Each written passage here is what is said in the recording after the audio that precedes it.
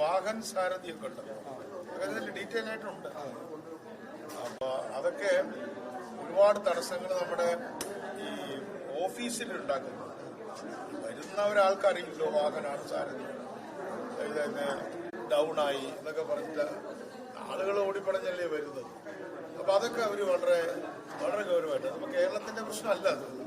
അപ്പൊ അത്തരത്തിൽ ഈ വാഹന സാരഥി കൈകാര്യം ചെയ്യുന്ന ആളുകളോട് NIC റിപ്പോർട്ട് ചെയ്യാൻ, NIC അവരോട് നോക്കാനും പറഞ്ഞിട്ടുണ്ട്.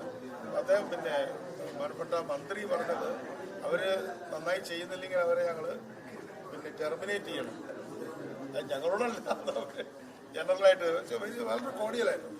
ഒരു കാര്യം, ഈ ഭാരത് രജിസ്ട്രേഷൻ ടാക്സ് അടയ്ക്കുന്നതിൽ ചില പ്രശ്നങ്ങളുണ്ട്, പരാതികളുണ്ട്, ടാക്സ് അടയ്ക്കുക അങ്ങനെ എന്തെങ്കിലും ശ്രദ്ധയപ്പെട്ടിട്ടുണ്ടോ? അല്ലെങ്കിൽ ഭാരത് രജിസ്ട്രേഷൻ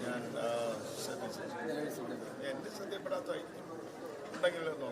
അതുപോലെ നമ്മളുടെ ഈ ലൈസൻസിങ് സംവിധാനം, അതേപോലെ തന്നെ നമ്മുടെ വാഹനങ്ങളുടെ RC ബുക്കൊക്കെ ഇപ്പോഴും ഓൺലൈനായിട്ട് പ്രിന്റിങ് നമ്മൾ നിർത്തിയല്ലോ. അതെ, അത് മാറ്റണം. അതായത് അതിനെക്കുറിച്ച് ഒരുപാട് ആക്ഷേപങ്ങൾ തൊഴിലാളികൾ പറയുകയാണ്. പ്രത്യേകിച്ച് നമ്മൾ ഈ ടാക്സി ആയിട്ട് പോകുന്ന ആളുകൾ, അവർ കർണാടകത്തിലോ ആന്ധ്രയിലോ അല്ലെങ്കിൽ ഏതെങ്കിലും സ്റ്റേറ്റിലോ വന്നാൽ ഇതൊക്കെ ഡൗൺലോഡ് ചെയ്ത സാധനം കണ്ടിട്ട് വലിച്ചെറിഞ്ഞു. ഞാൻ ഈ ഫോൺ എടുക്കുമ്പോൾ അവർ പറയുന്നത്, സാറേ ഞാനിവിടെ ഇവിടെ നിൽക്കുകയാണ്, എൻ്റെ ലൈസൻസ് വലിച്ചെറിയാണ്, ഇതെവിടെ നിന്ന് കിട്ടിയെന്നൊക്കെ ചോദിച്ചിട്ട്. അപ്പോൾ അവർക്ക് നല്ല ഒരു ചിപ്പും ഹോളോഗ്രാമും ഒക്കെ വെച്ചിട്ടുള്ള ഒരു കാർഡ് കൊടുക്കാൻ തീരുമാനം. ആ രീതിയിലേക്ക് മാറുകയായിട്ടുള്ള ഫിസിക്കൽ കാർഡിലേക്ക് മാറുക വെച്ചാൽ അത് കൊടുക്കും. അതില്ലെങ്കിൽ ഇന്റർസ്റ്റേറ്റ് പോകുന്നവർക്ക് വലിയ പ്രശ്നമാണ്.